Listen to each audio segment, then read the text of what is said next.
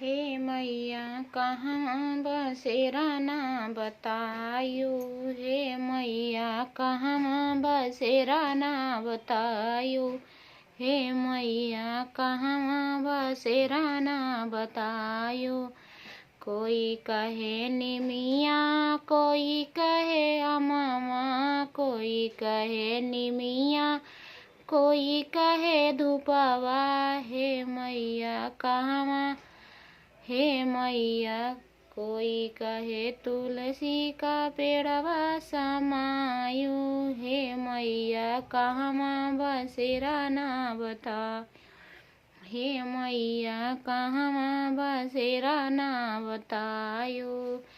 कोई कहे निमिया कोई कहे अममा, कोई कहे निमिया कोई कहे अममा, कोई कहे तुलसी का पेड़वा समाई गऊ। हे मैया कहाँ बसेरा ना बतायू।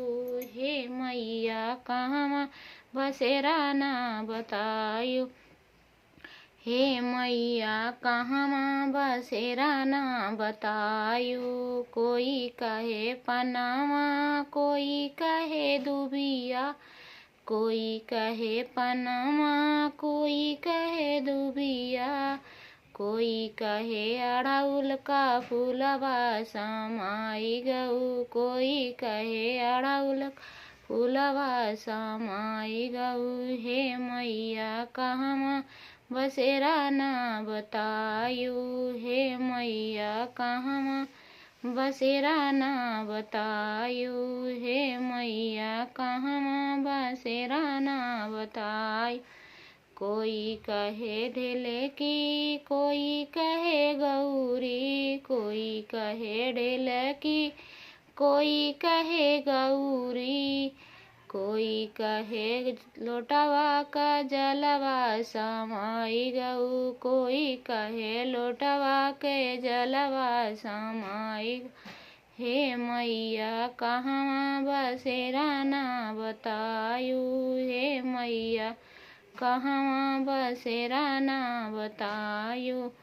कोई कहे ढेले की कोई कहे गौरी, कोई कहे ढेले की कोई कहे गौरी, कोई कहे लोटवा के जलवा समाई गई। कोई कहे लोटवा के जलवा समाई गई। हे मैया कहाँ बसेरा ना बतायू। हे मैया कहाँ बसेरा ना बतायू। हे मैया कहाँ बसेरा ना बतायू। कोई कहे धूपवा कोई कहे कपूरवा, कोई कहे धूपवा कोई कहे कपूरवा, घियना का दियना समाई गई मैया। घियना के बतिया समाई गई मैया।